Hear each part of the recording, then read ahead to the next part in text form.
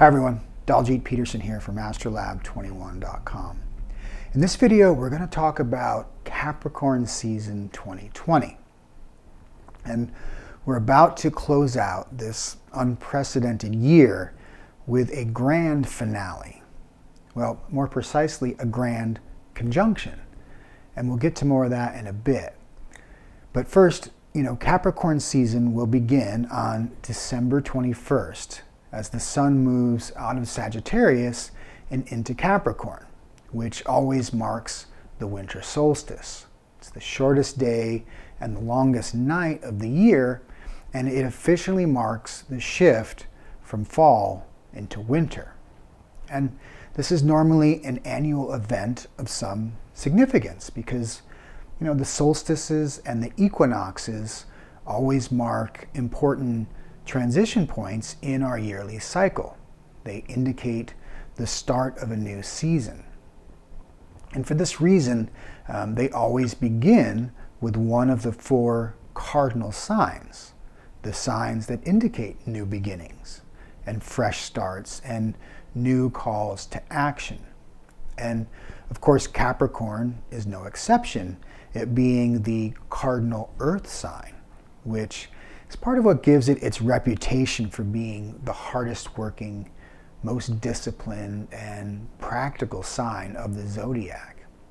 And so it is every year at this time that we make the transition from a month of Sagittarius energy with its mutable fire and its characteristic optimism and buoyancy and gregariousness, all with its ruler Jupiter, right? It's the time of year where we celebrated the bounty of the harvest, and now we're beginning to prepare for the long winter months ahead.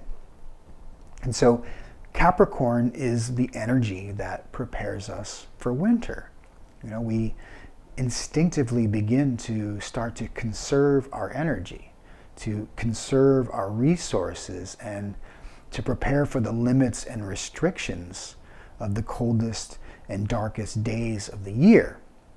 Now, of course, this instinct and this experience is more pronounced at higher latitudes where winter tends to be a much more lived experience. So, folks in Buffalo are probably a little more attuned to this Capricorn effect than, say, folks in San Diego. But even for those of us who live in more mild and temperate climates, this seasonal instinct is still actually encoded into our very DNA. So it's still experienced by most of us on a very physical as well as a psychological level. So this is why Capricorn is practical and conservative and focused on the cold, hard facts of life. It's part of its seasonal quality. And it's also a feminine sign, so it has that yin essence, which represents an inward moving, receptive kind of energy. And like all of its sister earth signs, Capricorn is very grounded. It's responsive to the forces of gravity and magnetism and the centripetal force, right? That moving inward towards a safe and secure and solid center, right? It likes to be prepared, It gathers resources and gets prepared to face the reality of the season with a sort of dogged and rugged determinism, It's that time where you put your axe to the grindstone, chop the wood for the long season, be productive and get things done outdoors while weather still permits such activities. So these are the qualities and the characteristics of our shift into the energies of Capricorn season, which, as I said, it's normally one of the most significant times of the calendar year. But this year it's being made especially significant by the fact that on the winter solstice, the planets Jupiter and Saturn will be forming an exact conjunction at 0 degrees of Aquarius. So this is the conjunction of the two gas giants, the two biggest planets in the solar system. And it happens every 20 years. And this is why it's known as the Great Conjunction. And these are also the two most socially oriented planets in astrology. So their conjunctions usually signals the beginning of a new cycle in society and in culture. And that new cycle will unfold over the next 20 years. And historically, this has been associated with what we would call a changing of the guard, especially within political and social spheres. We often see the rise and fall of monarchs, kings and queens and leaders. Many cultural and political and religious movements seem to follow this pattern. And this particular conjunction is being made all the more significant by the fact that it's recurring on the winter solstice and at 0 degrees of Aquarius, which is a sign of a new beginning if ever there was one. And as if that weren't significant enough, this also signals the beginning of a new 200-year cycle, because there's a specific repeating pattern to these great conjunctions of Saturn and Jupiter that causes them to occur in signs of the same element for 200 years. So over the last 200 years, these great conjunctions have all occurred in one of the Earth signs, either in Capricorn or Taurus or Virgo.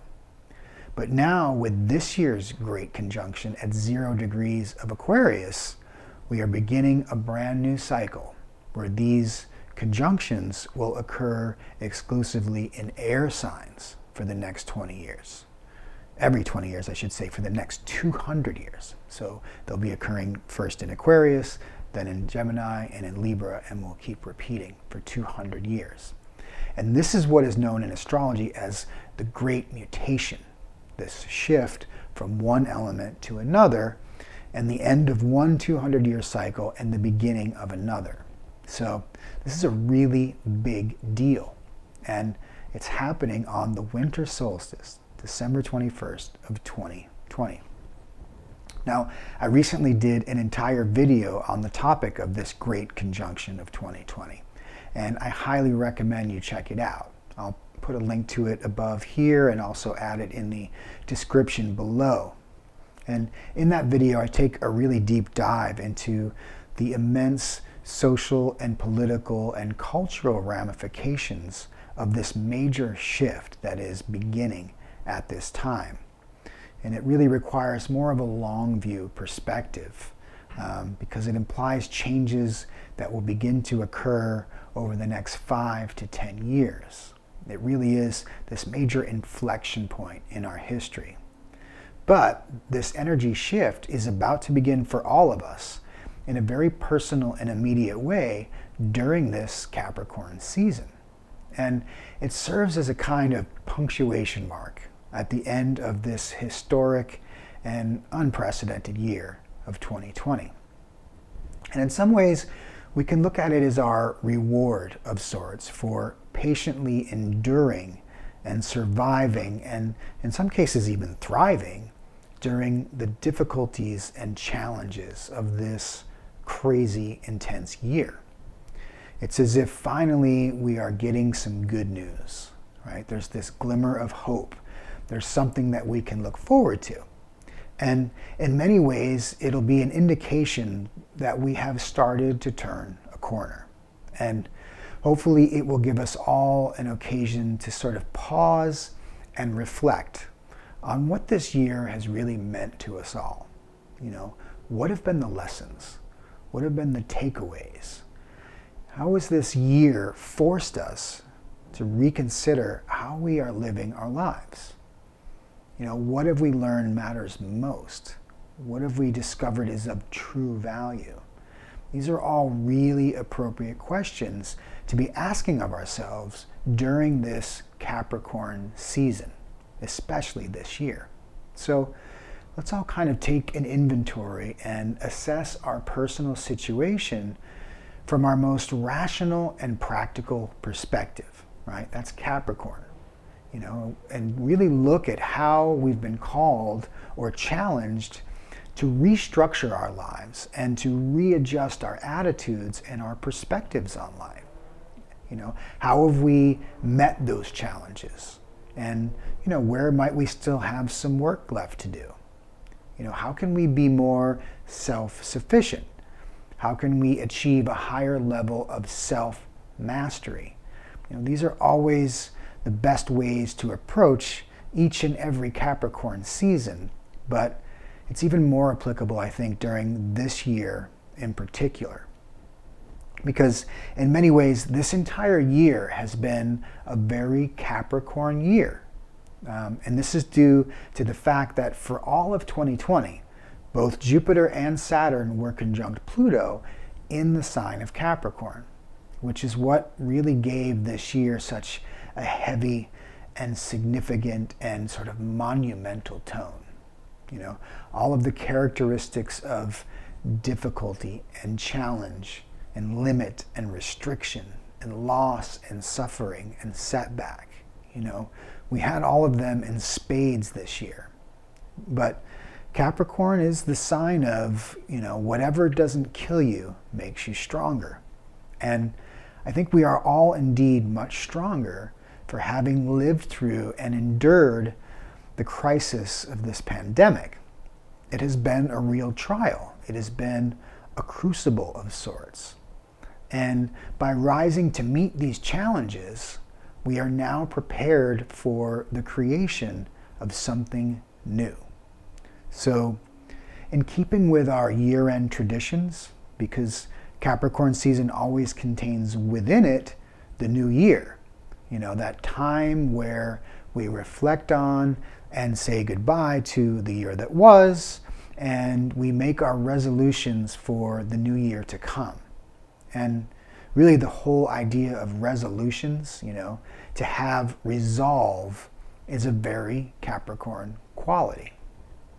And I think we are all fully resolved to say good riddance to 2020. And indeed we will, right? We are going to put this year behind us as we turn our attention to 2021.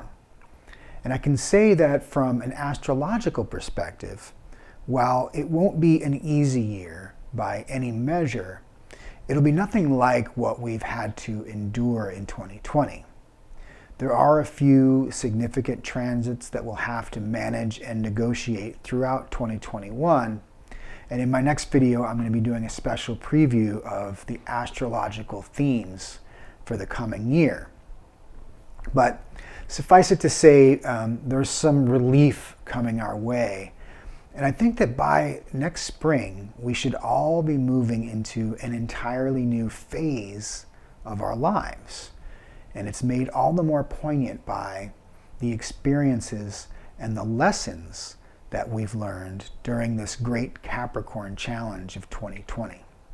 So I invite you to really deeply reflect on your life, on your situation, on your goals and your ambitions, not only for the coming year, but really for the coming decade.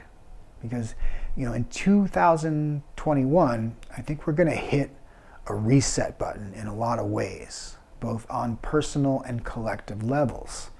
And we're going to be given this unique, once-in-a-lifetime opportunity to make a fresh start.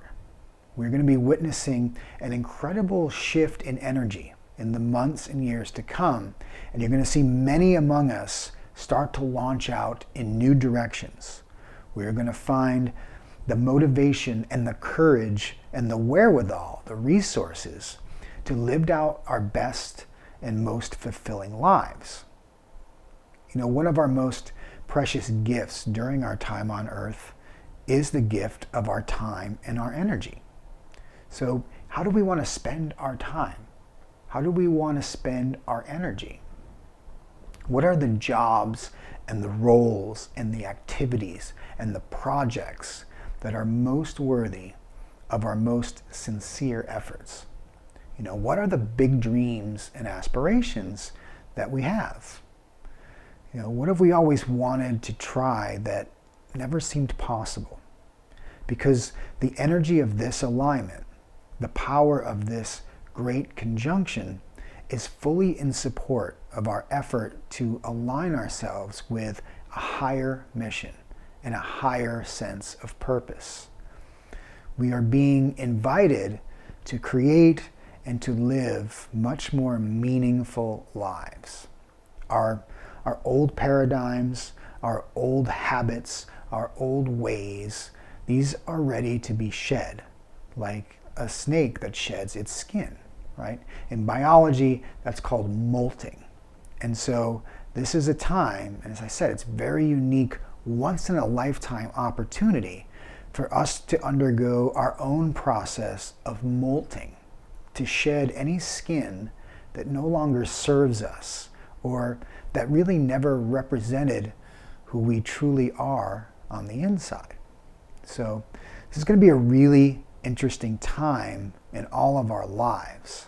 And hopefully we can really make it count, that we can make some real changes in our lives that will lead to much greater fulfillment and a greater connection with each other, a greater understanding, more compassion, more empathy, more awareness, a higher consciousness.